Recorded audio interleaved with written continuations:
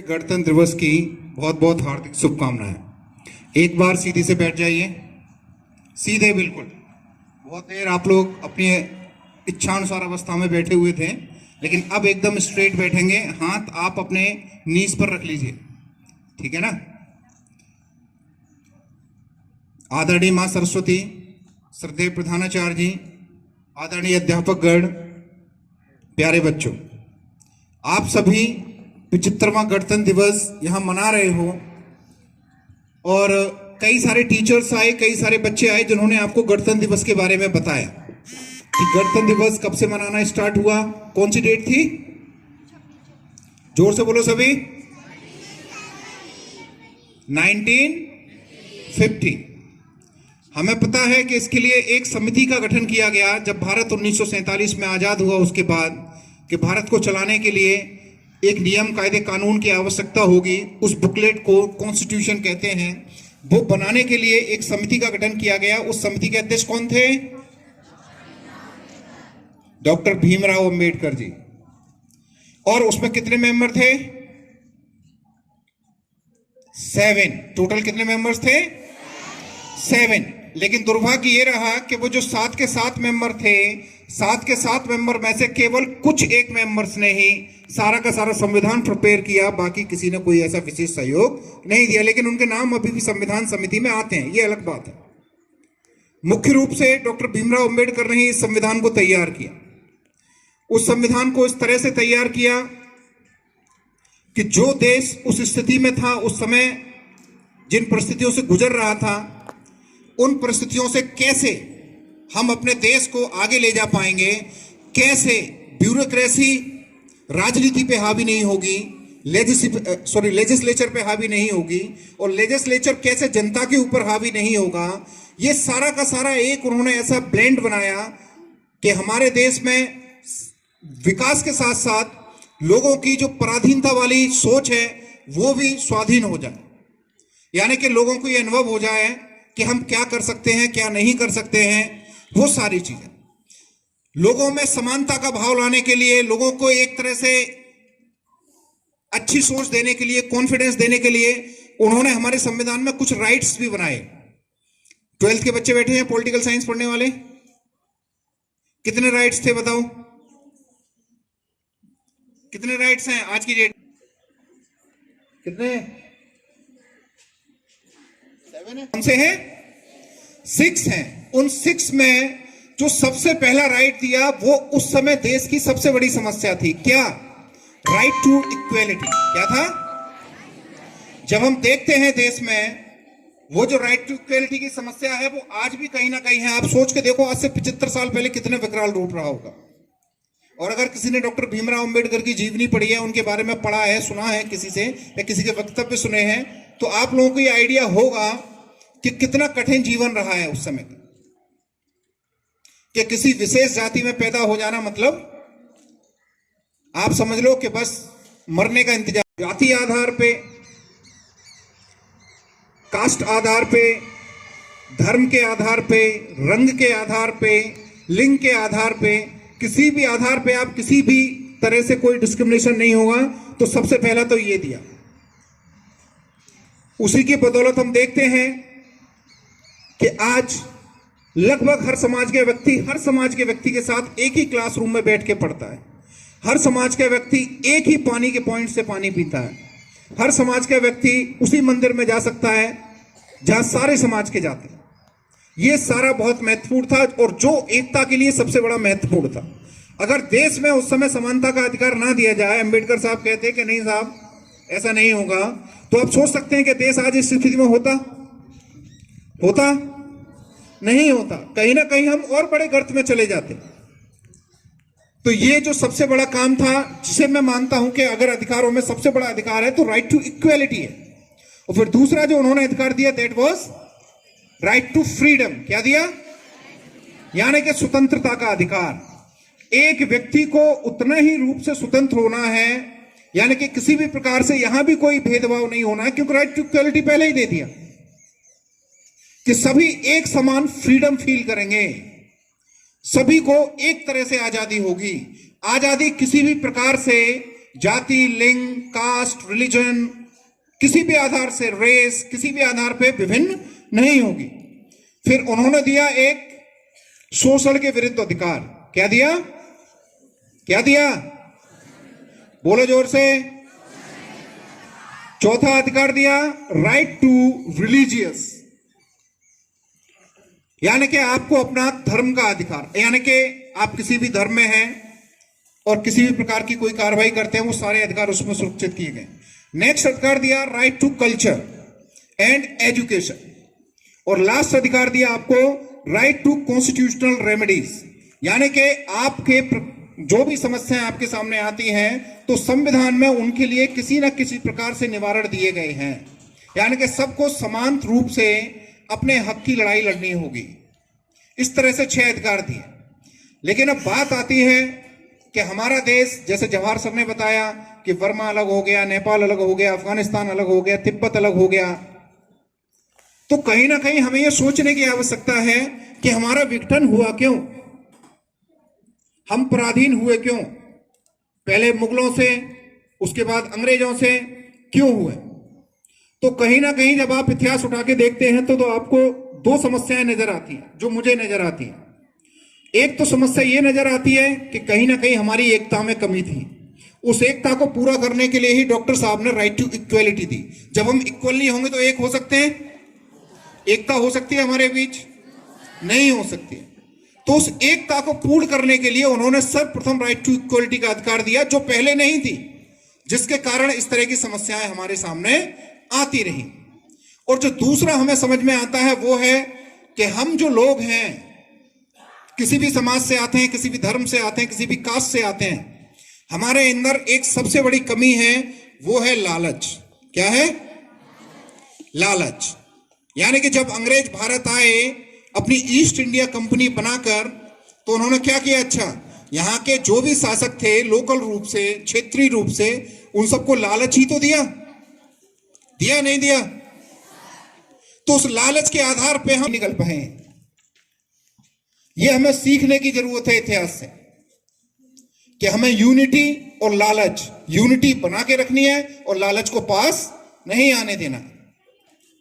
लालच जब हमारे पास आ जाता है तो शुरू में तो बड़ा अच्छा लगता है, कुछ दिन बड़ी अच्छी फीलिंग आएगी, लेकिन आप समझ लीजिए किसी लालच के चक्कर में अगर आप पड़ जाते हैं तो आप अपने भविष्य ही नहीं, आने वाले अपनी पीढ़ी के भविष्यों को भी गर्त में डाल रहे हैं। तो हमेशा ध्यान रखना, जो हम आपको हमेशा सिखाते हैं कहानियों के थ्रू, किसी न किसी और दूसरे माध्यमों से, आपकी बुक्स में भी इस तरह के टॉपिक्स रहते हैं, चैप्टर्स रहते हैं कि लालच करना बुरी बात है, रहते हैं नहीं रहते हैं? तो वो लालच हमें नहीं करना है। लालच, जैसे मैं आपको आपकी अवस्था का लालच बता देता हूं। एग्जाम होते हैं तो चीटिंग करने का लालच आ जाता है कि पड़ोसी देखो बहुत लिख रहा है, कि इसकी कॉपी चेक कर लूं। होता है नहीं होता है? उसकी कॉपी चेक करने में जो एग्जामिनर उस टाइम आपके रूम में उपस्थित होते हैं, वो एक तमाचा जड़ते हैं आपको, और उनकी नजरों में आप क्या हो जाते हो? फिर डिफॉल्टर हो जाते हो नहीं हो जाते हो? अब आपको उस छवि को पूरा करने में बहुत ही लंबा समय लगेगा। आपने अगर किसी भी प्रकार से लालच में आकर कोई भी गलत कृत्य कर दिया तो बहुत दिक्कत होगी। जैसे कि आपने लालच में आके घर से अपने 10 रुपए का ही नोट चुरा लिया। मैं 10 रुपए नोट वर्ड यूज कर रहा हूं, ना कि 500 का या 1000 2000 कुछ इस तरह वर्ड यूज नहीं कर रहा हूं। लेकिन आपकी छवि किस तरह की बनेगी अपने घर में? बताओ किस तरह की बनेगी? अब उस छवि को निकालने में, उस छवि से पार पाने में आपको बहुत लंबा समय लग जाए। तो सभी बच्चे ये समझे कि हम लालच करेंगे हैं? अच्छा, कौन कौन करेगा? सब एक दूसरे के मुंह की तरफ देख रहे हैं। तू करेगा तो मैं करूंगा। मोह प्रकाश सर आए, उन्होंने बहुत अच्छी बात कही, that we have to get in touch with the technology. अगर हम टेक्नोलॉजी के साथ नहीं चलेंगे तो गड़बड़ हो जाएगा मामला। आप सोच के देखिए, जब हम अपने इतिहास को पढ़ते हैं तो हमें पढ़ने में यह मिलता है कि हमारा देश किसी समय सोने की चिड़िया था और विश्व गुरु था। क्यों था भाई विश्व गुरु? आज की डेट में विश्व गुरु कौन सा देश माना जाता है बताओ? एक तरह से माना जाता है, कहते तो सब हैं, हम भी कहते हैं, यूनाइटेड स्टेट्स ऑफ अमेरिका। क्यों? Because they are much forward than us. वहां जो आप देख के, मैंने शायद लास्ट टाइम भी यहां बोला था, सब बच्चे नहीं थे, हम आर्टिफिशियल इंटेलिजेंस पे आज काम कर रहे हैं। उन्होंने 90 के दशक में मूवीज बना दी। वो सारी की सारी टेक्नोलॉजी जो हमारी मूवी इंडस्ट्री में आज चल रही है, वो पहले चल रही थी, और वो इंडस्ट्री नहीं चल रही थी, मतलब उस तरह का वो उपयोग कर रहे थे। तो इसलिए वो हमसे कम से कम 50-100 साल फॉरवर्ड चल रहे हैं। और अगर हमें आगे निकलना है, आगे काम करना है, तो टेक्नोलॉजी को हासिल करना होगा। अब टेक्नोलॉजी कैसे हासिल होगी? कैसे होगी? कोई भी टॉपिक समझ में नहीं आता है, you just go to the Google and just write down anything, go to the YouTube, write down anything to understand the concept, then they will clear all your problems. कर देते हैं, नहीं कर देते हैं? तो अब अच्छे टीचर की आवश्यकता रही है? नहीं रही है। अब आवश्यकता है किसकी? फिर एक अच्छी विल पावर चाहिए कि हमें क्या करना है, क्या नहीं करना है। अब ये चीज जब आपको सीखनी है, तो मैं दोबारा भीमराव अंबेडकर का एग्जाम्पल दूंगा आपको। जब भीमराव अंबेडकर आपकी जैसी छोटी अवस्था में थे, मतलब 5-6 साल के थे, तो उन्हें स्कूल में दाखिला दिलाया गया, और वो अपने परिवार के, अपने जाति के ऐसे पहले व्यक्ति थे अब तक के जिन्होंने 4th क्लास पास की थी। मतलब अब तक 4th क्लास से ऊपर कोई नहीं बढ़ पाया था उनकी जाति में। तो जब उनका एडमिशन विद्यालय में हुआ, तो उनके विद्यालय में जाने से पहले उनकी जो माताजी थी, उन्होंने उन्हें बड़े अच्छे से बताया कि बेटा, जब आप स्कूल जाओगे तो स्कूल में आपको इन परेशानियों का सामना करना पड़ेगा, और जब आप इन परेशानियों को झेलोगे, या परेशानी जब इस तरह की आपके सामने आएंगी, तो आपको लड़ना नहीं है किसी से, आपको किसी को कुतर्क नहीं करना है, आपको किसी के साथ कोई झगड़ा नहीं करना है, आपको केवल संभल के चलना है। और ये मैं पहले से ही बता देती हूं, केवल पढ़ाई करनी है। क्या करनी है? क्योंकि सारा का सारा जो जवाब होगा वो केवल एक ही तरीके से दिया जा सकता है, दैट इज एजुकेशन ओनली। वो केवल पढ़ाई है। मैं तुम्हें पढ़ने के लिए भेज रही हूं, तुम्हारे सामने वहां समस्या आएगी, कोई तुमसे बात नहीं करेगा, कोई तुम्हें छुएगा नहीं, तुम्हारे साथ खाना नहीं खाएगा, तुम्हारे साथ खाना खाने में भी दिक्कत आएगी, क्लास में तुम्हारे ऊपर कमेंट भी किए जाएंगे, टीचर्स भी कमेंट कर सकते हैं, पानी पीने नहीं दिया जाएगा, इस तरह की भी समस्या आएंगी। तुम्हें हर तरीके से लड़ना है, जो में नहीं फंसना है। यही आपके सामने आज समस्या है। जब आज आप इस तरह की सोच रखते हो, तो मोबाइल का उपयोग करोगे। अब मोबाइल का उपयोग करोगे तो कितना करना है, क्या सर्च करना है नहीं है समस्या। हम लोग भी आज इस उम्र में, हम अपनी बात कर रहे हैं कि अगर मोबाइल हाथ में आ जाए तो पता नहीं लगता 10 मिनट कब बीत गए स्क्रॉल करते करते। होता है नहीं होता है? तो अब आपके सामने ये समस्या है कि आप इन चीजों से कैसे निकलोगे। इसके लिए आपको विल पावर चाहिए। विल पावर के साथ साथ एक अच्छा चरित्र, अच्छा व्यक्तित्व चाहिए। चरित्र में वर्ड इसलिए यूज कर रहा हूं कि मोबाइल पे हर तरह का कंटेंट रहता है। अब उस हर तरीके के कंटेंट से बचने के लिए आपको एक अच्छे चरित्र का अपना निर्माण करना पड़ेगा। अगर वो चरित्र निर्माण नहीं होगा तो आप समझ के देखिए, आप मोबाइल पे कुछ अपने लिए पॉजिटिव देख पाओगे? रील्स भले ही देखते रहो 10-10 सेकंड की, 15 सेकंड की, उससे कुछ होना जाना तो है नहीं, ठीक है ना। चाहे वो मोटिवेशनल देख लो, उससे भी कुछ होना जाना नहीं है, क्योंकि मोटिवेशन तो अंदर पैदा होता है, सुन के नहीं आता है, परिस्थितियों से पैदा होता है। तो हमेशा इस चीज का ध्यान रखो, अगर आप वाकई में देश में अपना सहयोग देना चाहते हैं तो सबसे पहले अच्छी एजुकेशन, ये ग्रहण करने के लिए आपको टीचर्स को ब्लेम कभी नहीं लगाना है। आप जिस परिस्थिति में जी रहे हो, जिस परिस्थिति में आप जी रहे हो, तो टीचर्स को ब्लेम मत करना कि इंग्लिश वाले टीचर ने एडजेक्टिव अच्छे से नहीं समझाया, डायरेक्ट इनडायरेक्ट अच्छे से नहीं समझाया। आपके पास इतने मल्टीपल रिसोर्सेज हैं आज की डेट में कि आप बहुत अच्छे और बहुत सारे तरीकों से इन चीजों को सीख सकते हो। सीख सकते हो नहीं, बताओ? है? दूसरी चीज मैंने कहा कि एक अच्छे चरित्र का निर्माण और एक अच्छे व्यक्तित्व का निर्माण। और व्यक्तित्व कैसे बनेगा? व्यक्तित्व ऐसे बनेगा जैसे मैंने अभी आपसे कहा कि चोरी या लालच नहीं करना है। ये व्यक्तित्व का पार्ट हो जाएगा, चरित्र का पार्ट नहीं होगा। जब व्यक्तित्व की आप बात करेंगे तो आपको इन चीजों से दूर रहना है जो व्यसन हमारे चारों तरफ चल रहे हैं। व्यसन किसी भी प्रकार का हो सकता है, ज्यादा सोने का, ज्यादा खाने का, ज्यादा खेलने का, बीड़ी, तंबाकू, सिगरेट, दारू, शराब, कुछ भी हो सकता है नहीं हो सकता है? शुरू तो नहीं करी किसी ने? अच्छा, तो इन चीजों से आपको बचना है, क्योंकि आप एडिक्शन का मतलब अति का मतलब किसी भी चीज की बुरी होती है। आप किसी भी चीज को कर लें और आप जरूर से ज्यादा उस काम को करेंगे तो कहीं ना कहीं वो आपका संतुलन खराब कर देगी नहीं कर देगी? ज्यादा खेलोगे तो संतुलन बनेगा या बिगड़ेगा? ज्यादा खाओगे तो संतुलन बनेगा या बिगड़ेगा? सब चीज बिगड़ जाती है, चाहे ज्यादा पढ़ना ही क्यों ना हो। अब पढ़ने से मुझे ध्यान आया, मुझे एक टीचर का उदाहरण याद आ रहा है, मैं नाम नहीं लूंगा। वो आए थे स्कूल में, कार्य भी किया और दोबारा भी आ सकते हैं। तो बहुत ज्यादा पढ़ते थे वो, मतलब he was the material of the UPSC. मतलब आप ये समझिए कि उन्हें आईएएस आईपीएस होना चाहिए या आईएफएस होना चाहिए, फॉरेन सर्विसेज में होना चाहिए, लेकिन वो जो अति थी वो उन्हें ले डूबी। अति से मतलब कि उनका जरूरत से ज्यादा सोचना, उनका जरूरत से ज्यादा। जब आप समाज में आते हैं तो आपको सामाजिक बातें करनी पड़ेंगी, जब आप यहां बैठे हैं तो आपको बच्चों की तरह बिहेव करना पड़ेगा, लेकिन जब आप क्लासरूम में जाते हैं तो स्टूडेंट की तरह बिहेव करना पड़ेगा। आपको करना पड़ेगा नहीं करना पड़ेगा? और जब आप घर पे जाएंगे तो बेटे की तरह, अपनी बेटी की तरह बिहेव करना पड़ेगा नहीं करना पड़ेगा? और आप अपना बेटी वाला रूप क्लासरूम में लेके बैठे हैं और क्लासरूम वाला रूप यहां लेके बैठे हैं, तो बात बनेगी? कभी नहीं बनेगी। तो ये जो संतुलन है अति वाला, इसे आपको बचा के रखना है। अगर आपको अच्छा आगे जाना है या देश को आगे लेके जाना है तो इन चीजों की आवश्यकता सर्वप्रथम रहेगी। तो इन चीजों को आपको ध्यान रखना है। और बात आती है कि हम अपने देश को कंट्रीब्यूट कैसे करें। जरूरी नहीं है कि सारे बच्चे भविष्य में अच्छी एजुकेशन ले पाएंगे।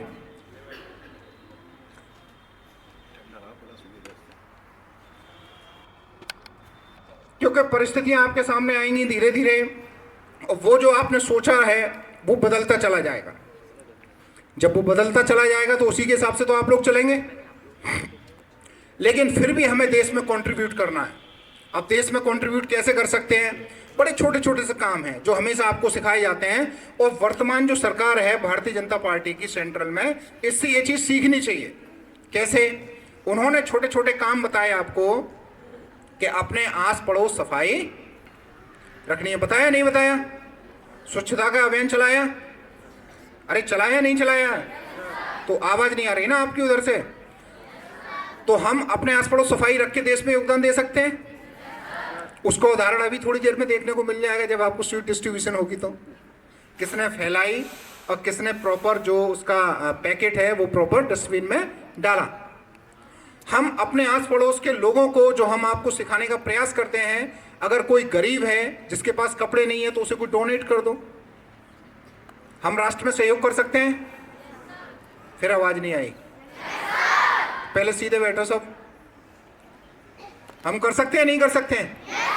जो उसके पेरेंट्स के पास इतनी क्षमता नहीं है, वो बेचारे 2 महीने तैयारी करके पैसे इकट्ठा करके तीसरे महीने में किताबें लेंगे और 2-3 महीने की उसकी पढ़ाई छूट जाएगी। तो क्या हम 10 बच्चे मिलके 100-100 रुपए कलेक्ट करके उसे बुक्स दिलवा सकते हैं नहीं दिलवा सकते हैं? तो क्या ये राष्ट्र निर्माण का कार्य नहीं हुआ? अगर कोई रोड पे व्यक्ति गिरा हुआ है और उसे हॉस्पिटलाइज करना है और हम 108 मिला के एम्बुलेंस को बुला लें और उसे हॉस्पिटलाइज करा दें, तो क्या राष्ट्र निर्माण का कार्य नहीं हुआ? ये छोटे छोटे काम है या बहुत बड़े काम है? अच्छा बताओ, हैं? बहुत छोटे छोटे काम है। और इन छोटे छोटे कामों से हम बहुत आगे जा सकते हो, जिसमें एक प्रमुख काम और है। आप हमेशा ध्यान रखना, खाना बर्बाद ना करना। क्या होता है?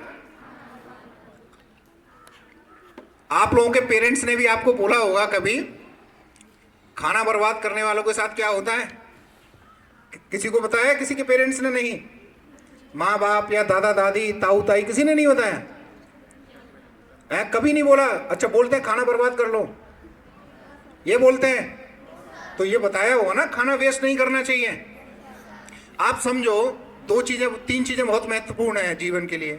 एक तो हवा, और दूसरा और तीसरा, अब इसे वेस्ट करोगे, पानी को वेस्ट करोगे, हवा को गंदा करोगे, खाना को वेस्ट करोगे, अगर आप इन 3 चीज़ों पे कंट्रोल कर लेते हो तो बहुत अच्छी बात है। जैसे सुबह नहाते हैं, ब्रश कर रहे हैं, आजकल सबके घर में समर्स लग गई हैं, पाइपलाइन बिछ गई है, तो चलती रहती है ना, टैप चलती रहती है, नहीं, उस चीज़ को कंट्रोल कर दिया, राष्ट्र में योगदान दे दिया। खाना कम से कम वेस्ट किया, राष्ट्र में योगदान दे दिया, उतना ही लिया जितना हमारी पेट की क्षमता है, योगदान कर दिया। ये सारे छोटे छोटे कार्य हैं। तो मेरी आप सभी से यही अपेक्षा रहेगी कि आप सभी राष्ट्र में अपना योगदान इस तरह ना समझें कि हम बड़े हो जाएंगे, नौकरी करेंगे, साइंटिस्ट बनेंगे, व्यापार करेंगे तभी दे पाएंगे। आप अभी से भी अपने राष्ट्र को आगे बढ़ाने में छोटे छोटे योगदान दे सकते हो। दे सकते हो नहीं? दोगे? सब अपनी अपनी क्षमता अनुसार इस में कोऑपरेट करने का प्रयास करो, इसमें कंट्रीब्यूट करने का प्रयास करो। बात समझ में आ रही है? कि जैसे आपके साथ के बच्चे ही हैं, उनके साथ किसी भी प्रकार की कोई समस्या है, then just try to sort out among them, among yourself. आप आपस में ही उसे निदान कर लो। ये सारी चीज़ें ठीक हो सकती है इसी तरीके से, आपको किसी थर्ड पर्सन की आवश्यकता नहीं पड़ेगी। और जब टेक्नोलॉजी की बात कर रहा था मैं, तो टेक्नोलॉजी, हम जब विश्वगुरु थे तब आप अपना अगर बहुत पुराना इतिहास पढ़ के देखो 4-5 हज़ार साल पहले का, तब आपको पता लगेगा कि हमारी टेक्नोलॉजी कितनी हाई थी। और उसी टेक्नोलॉजी के बदौलत हम दुनिया में सर्वश्रेष्ठ थे, क्योंकि एजुकेशन और टेक्नोलॉजी दोनों साथ साथ थी हमारी। अभी देखो, अभी राम मंदिर का निर्माण हुआ है, मतलब रामलला की मूर्ति वहाँ स्थापित हुई है। तो रामलला का जो सबसे विरोधी कह सकते हैं, दुश्मन था, वो कौन था? रावण। और रावण के पास कौन सा विमान था? कैसे उड़ता था? अब आप ये सोच के देखो, चलो उड़ता भी नहीं था, मैं तो ये कह रहा हूं, लेकिन उस समय के लोगों की एक कल्पना तो है, ऐसा वाहन जो उड़ता था। बात समझ के देख रहे हो? आप ये कल्पना देखो, और कल्पना है तो कल्पना साकार भी होती है, नहीं होती है? तो वो टेक्नोलॉजी का टाइम था जिसकी वजह से इस तरीके की चीजें हो गई थी। तो आप सभी को कहीं ना कहीं राष्ट्र के निर्माण में इसी तरह सहयोग देना है, जो मैं आपको बताने का प्रयास कर रहा हूं। और आशा करता हूं कि आपको ये चीज समझ में आ रही है। समझ में आ रही है, नहीं आ रही है? तो नहीं तो ये 26 जनवरी, 15 अगस्त, 2 अक्टूबर और भी जाने कौन कौन से दिन आप मनाते रहो, उनसे होना जाना कुछ नहीं है। जब तक कि हमारे अंदर परिवर्तन नहीं आता है, हम परिवर्तन करने की क्षमता नहीं रखते। और किसी देश को निभाने में आप ये मत सोचो कि मोदी जी कर लेंगे या कोई दूसरा नेता या राहुल गांधी, प्रियंका गांधी, कुछ नहीं, आप खुद करेंगे। बात समझ में आ रही है? नहीं तो वो लोग तो आपको मैनिपुलेट भी कर देंगे। अच्छा, आज मुझे एक चीज बताओ, अभी जो बीजेपी की गवर्नमेंट है वो कितने करोड़ लोगों को राशन दे रही है? नहीं पता? 80 करोड़। कितने लोगों को? अब 80 करोड़ लोगों को सरकार से राशन मिल रहा है, तो ये अच्छी निशानी है, खराब निशानी है? ये अच्छे राष्ट्र की पहचान है, खराब राष्ट्र की पहचान है? खराब तो मतलब कह सकते हो, लेकिन अच्छी पहचान नहीं है। जब कोई सुनेगा कि तुम अपना पेट कैसे भरते हो, कि अगर सरकार खाना देती है तब तो पेट भरते हैं, इसका मतलब ये अच्छा है या बुरा है? This is not the good thing. और यही लालच लोग अपना रहे हैं। वो किस तरह अपना रहे हैं कि लोगों के घरों में काम नहीं करना चाहते, किसी के खेतों में काम नहीं करना चाहते, कहीं लेबर का काम मिल रहा है वहाँ नहीं करना चाहते। उन्हें पता है क्योंकि हमें तो खाना मिल ही रहा है, जो हमारी मूलभूत आवश्यकता है, पानी की, भोजन की, हवा की, हवा तो मिल ही रही है और खाना भी हमें मिल ही रहा है, तो कुछ काम करने की ज़रूरत है। अब ऐसे लोग अपनी आने वाली जनरेशन्स को भी एक्सप्लॉइट कर देते हैं, उनको भी खत्म कर देते हैं, क्योंकि उन्हें देख के वो लोग भी समझ जाते हैं कि हमें भी कुछ नहीं करना। तो ये चीज़ें, इसीलिए मेरे कहने का मतलब है कि just be a good educated people, तो आप समझेंगे किसने क्या निर्णय लिया, वो कितना सार्थक है, कितना निरर्थक है। अदरवाइज आप सामने वाले के हाथ में खेलते रहेंगे। अगर आप लालच में पड़ जाएंगे या उसको अंधभक्त की तरह, यानी कि आंख बंद करके भरोसा करने लगेंगे, तो हमेशा ये ध्यान रखना है, ऐसा नहीं करना है। जब आप बड़े हो जाएं तो कोई भी आपके परिवार का ही कोई इलेक्शन लड़े या कोई भी हो, तो उससे पूछो राष्ट्र के लिए क्या है, कैसे है, क्या योजनाएं हैं आपके पास। ऐसे नहीं है कि हमारी जाति का है, हमारे धर्म का है, उस पार्टी का है जिसका हम समर्थन करते हैं, नहीं। इन चीज़ों से बाहर निकल के आप लोगों को सोचना, तब आपकी एजुकेशन कंप्लीट होगी।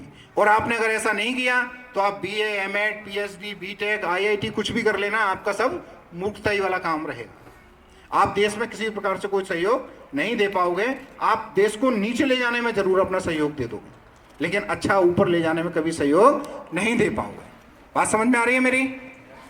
तो आप सभी से मेरी अपेक्षा रहेगी, और आज सभी ने बहुत गाने गाए हैं, टीचर्स ने गाने गाए नहीं गाए हैं, और बच्चों ने भी गाए हैं, तो मैं भी एक गाना गा दूं?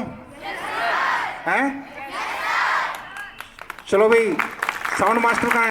कि हमारी देश की संस्कृति के बारे में किया मेरे भारत ने, मेरे भारत ने दुनिया को तब गिनती आई, तारों की भाषा भारत में दुनिया को पहले सिखलाई। देता ना दशमलव भारत जो यूं चांद पे जाना मुश्किल था, धरती और चांद की दूरी का अंदाजा लगाना मुश्किल था। सभ्यता जहाँ पहले आई, पहले जननी जहाँ पे कला, अपना भारत वो भारत है। अपना भारत वो भारत है जिसके पीछे संसार चला और आगे बढ़ा, यूं आगे बढ़ता ही गया। भगवान करे ये और बढ़ता ही रहे और फूले फले, जब जीरो दिया मेरे भारत भारत ने मेरे भारत ओ, ओ,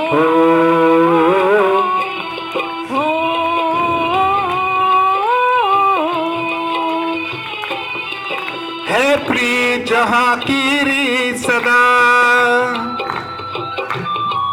है प्रीत जहाँ की रीत सदा, मैं गीत वहाँ के गाता हूँ। भारत का रहने वाला हूँ, भारत की बात सुनाता हूँ। है प्रीत रहा की रीत सदा, मैं गीत वहाँ के गाता हूँ। भारत का रहने वाला हूँ, भारत की बात सुनाता हूँ।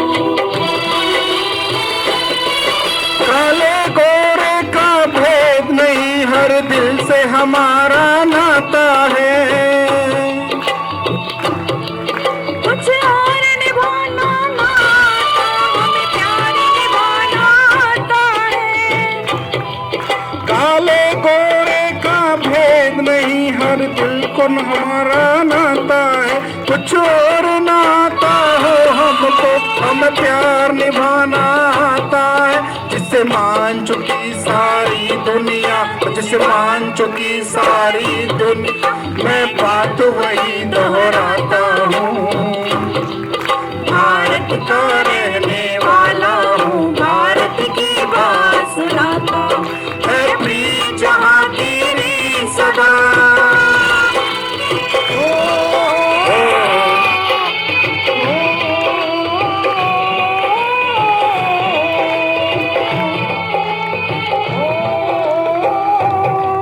जीते हो किसी ने देश तो क्या, हमने तो दिलों को जीता है।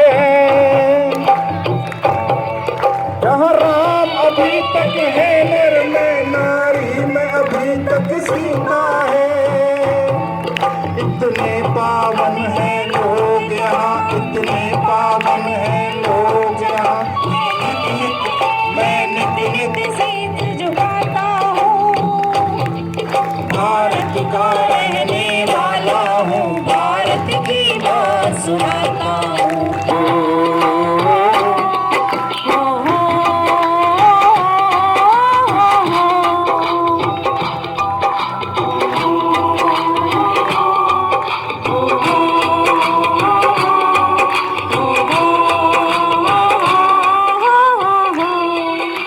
आप सभी को एक बार पुनः 75वें गणतंत्र दिवस की हार्दिक शुभकामनाएं, और आशा करता हूं जो आपको बताया गया है, जो बोला गया है, उसका अगर कुछ थोड़ा भी अनुपालन आप लोग करेंगे तो ये वाकई में देश के हित के लिए और हमारे इस पर्व को मनाने के लिए महत्वपूर्ण होगा। जय हिंद, जय भारत।